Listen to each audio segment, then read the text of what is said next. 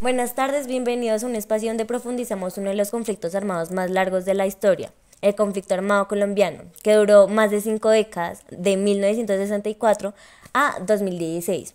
Hoy hablaremos sobre cómo comenzó este conflicto, el papel del narcotráfico, el impacto en la población civil y, por supuesto, el proceso de paz que culminó en 2016.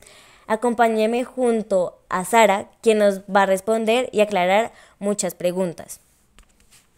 Claro que sí, Isa. Este es un tema bastante complicado, ya que, aunque terminó oficialmente con la firma del Acuerdo de Paz en el 2016, aún sigue impactando al país de muchas maneras. Para empezar, Sara, ¿puedes explicarnos cómo comenzó este conflicto armado en Colombia? Claro que sí, Isa. El conflicto armado colombiano tiene sus raíces en la desigualdad social y la exclusión política, especialmente en las zonas rurales, ya que en los años 50 y 60 el campo colombiano estaba marcado por la concentración de tierras en manos de pocas familias, lo que generó ciertas tensiones con los campesinos que no tenían acceso a estas tierras. En 1964, las FARC, Fuerzas Armadas Revolucionarias de Colombia, surgieron como un grupo guerrillero marxista-leninista que buscaba cambiar este sistema, inspiradas por la Revolución cubana y el contexto de la Guerra Fría, ya que éstas querían una redistribución de las tierras y reformas políticas profundas.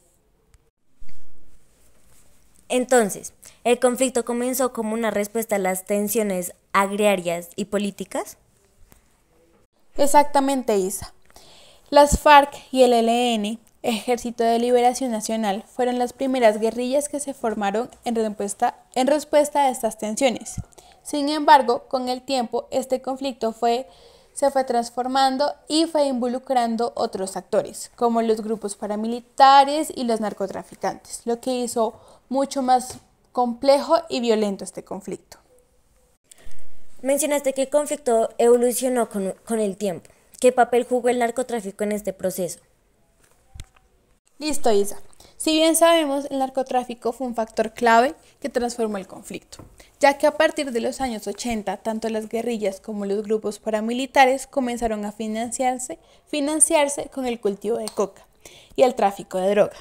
Y las FARC, por ejemplo, cobraban impuestos a los narcotraficantes que controlaban las zonas, lo que les permitió comprar más armas y expandir su capacidad operativa.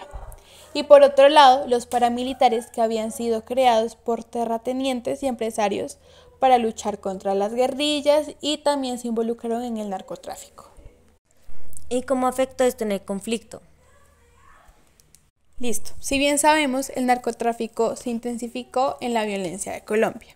Los recursos obtenidos del tráfico de drogas alimentaron la guerra, haciendo que tanto las guerrillas como los paramilitares cometieran masacres y desplazaran comunidades enteras para controlar estos territorios estratégicos. Esta guerra por el control de territorio y las rutas del narcotráfico generó una espiral de violencia que afectó profundamente a la población civil. Mencionas el impacto civil. ¿Cómo afectó especialmente a las comunidades rurales y urbanas? Más que todo, las principales víctimas del conflicto armado en Colombia fueron las comunidades rurales, ya que más de 8.000 millones de personas fueron desplazadas de sus tierras, debido a la violencia entre paramilitares, guerrillas y el Estado. Las masacres, secuestros y desapariciones fueron tristemente comunes, y las guerrillas en su intento de controlar su territorio secuestraron a miles de personas. Y los paramilitares, por su parte, comenzaron masacres para aterrorizar a las poblaciones y obtener el control sobre las zonas rurales y estratégicas. Un caso emblemático de este tipo de violencia fue un masacre de Bojayá, ¿cierto? Sí, claro, Isa. Bojayá fue un ejemplo doloroso, ya que en mayo del 2002 fue un enfrentamiento entre las FARC y los paramilitares, que terminó con la explosión de un cilindro de bomba lanzado por la guerrilla en una iglesia, donde se refugiaban cientos de civiles, dejando más de 100 muertos, en su mayoría eran niños y mujeres. Esta masacre simboliza el nivel de brutalidad al que llegó el conflicto. Desde más de 5 décadas de conflicto armado, en 2016 se firmó un acuerdo de paz entre el gobierno colombiano y las FARC. Este acuerdo fue un momento histórico para Colombia. ¿Puedes explicarnos cómo se dio este proceso y cuál fue su significado? Claro, Isa.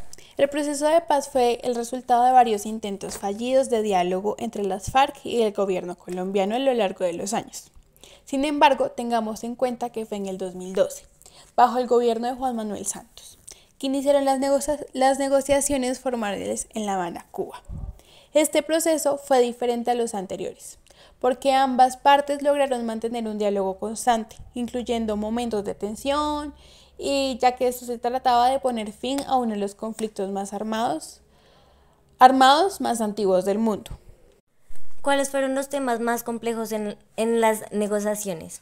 Creo yo que uno de los aspectos más difíciles fue acordar los puntos claves del acuerdo, que incluían la reforma ruta integral, la participación política, el fin del conflicto, la solución al problema de las drogas ilícitas y los derechos de las víctimas y la implementación del acuerdo. Uno de los puntos más controversiales fue la creación de la Jurisdicción Especial para la Paz, es decir, la JEP, que es un tribunal que tiene como objetivo investigar, juzgar y sancionar los crímenes cometidos durante este conflicto. Este tema generó mucha resistencia, sobre todo por parte de los sectores políticos que no estaban de acuerdo con los excombatientes, ya que no recibían penas de prisión tradicionales si no confesaban sus crímenes y ya. ¿Cómo reaccionó la sociedad colombiana ante el acuerdo? Bueno, el acuerdo fue divisivo en Colombia. En el plebiscito de 2016, donde los colombianos votaron si aceptaban o no el acuerdo, el no ganó por un estrecho margen con el 50,2% de los votos. Fue un golpe para el Estado. Pero el gobierno y las FARC decidieron revisar algunos puntos de acuerdo, firmarlo igualmente unos meses después. Y esta vez sin ningún nuevo plebiscito. Fue un momento demasiado importante porque mostró lo polarizado que estaba el país respecto a cómo se debía manejar la paz. Y una vez firmado el acuerdo, ¿qué sucedió con las FARC? Bueno, Isa, después de la firma del acuerdo, las FARC se desmovilizaron y entregaron sus armas a las Naciones Unidas. Unos 7.000 combatientes dejaron la lucha armada y se reintegraron a la sociedad. Además, las FARC se transformaron en un partido político, Fuerza Alternativa Revolucionaria del Común, conservando sus siglas, aunque la idea era que este partido participara en la política colombiana. La transición no había sido fácil para ellos. ¿Qué desafíos ha enfrentado la implementación del acuerdo? Listo, Isa. La implementación del acuerdo ha sido un proceso largo y complicado. Aunque las FARC ya no están activas como un grupo armado, han surgido disidencias, grupos que no han aceptado el acuerdo y siguieron con la lucha armada. Además, el ELN sigue siendo un factor violento en muchas zonas del país. Los grupos paramilitares también han dejado un legado de violencia y algunas áreas rurales otros factores, como bandas narcotraficantes, como las BACRIM. Han llenado el vacío del poder que dejaron las FARC. Y otro gran desafío ha sido la restitución de tierras y el apoyo a los campesinos, algo que estaba prometido en el acuerdo, pero que se ha avanzado lentamente. La falta de seguridad en las zonas rurales también ha sido un problema, ya que hay muchos líderes sociales que defienden los derechos humanos y luchan por la implementación del acuerdo han sido asesinados. ¿Podemos decir que Colombia está en paz actualmente? Claro que sí, Isa. Colombia ha avanzado, y sin duda, pero aún la paz sigue frágil. A pesar de la firma del acuerdo, todavía hay violencias en muchas regiones en los últimos años.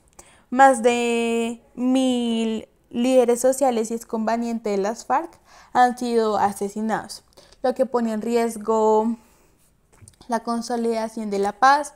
Además, la desigualdad, la falta de oportunidades y la presencia del narcotráfico siguen siendo problemas estructurales que el país debe resolver.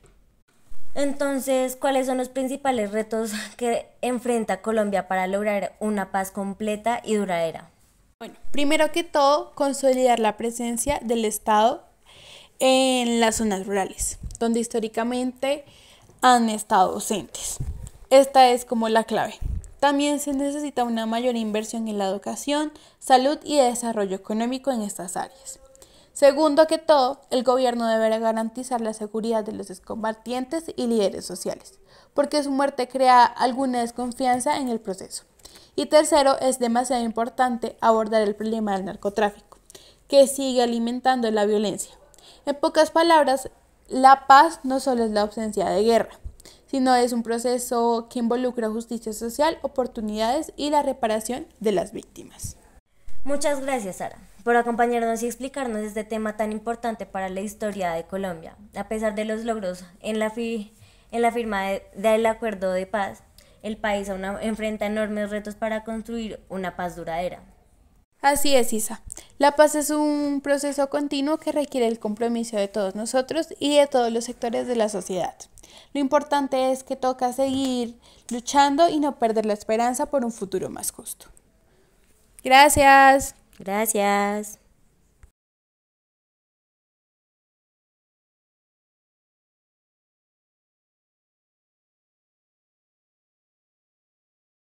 Días, ¿cómo están? Le vamos a hacer una entrevista el día de hoy a la profesora Andrea Vargas del área de español.